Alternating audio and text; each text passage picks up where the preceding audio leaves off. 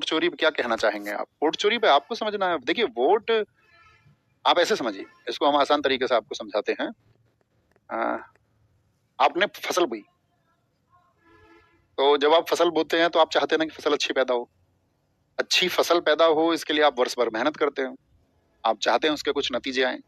अब उसके जो नतीजे आने हैं, अब आपका जो फल है वो यानी कि जो आपने अनाज पैदा किया उसको कोई लेके भाग जाए, तो यानी कि देखिए लोकतंत्र की सबसे बड़ी शक्ति क्या है? लोकतंत्र की सबसे बड़ी शक्ति है वोट।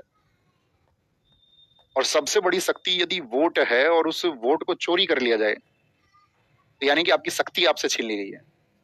आपको लगता होगा कि बहुत साधारण सी चीज है, आप एक चुनाव कर रहे हैं, आप चाहते हैं कि ये अमुक व्यक्ति जीत करके आए और वहां वोट चोरी हो जाए, तो फिर आप क्या कहेंगे?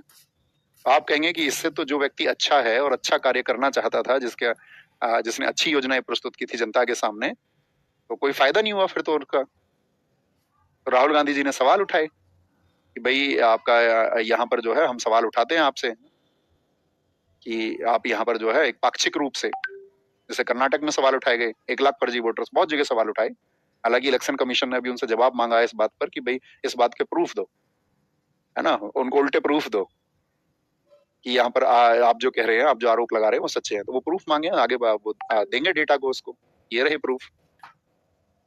और उपचुनावों में आप देखिए अभी जो सब इलेक्शंस होते हैं उनकी हकीकत तो सबके सामने है ही।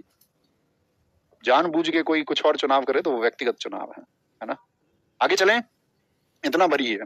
तो 100वां मेडल किसने जीता?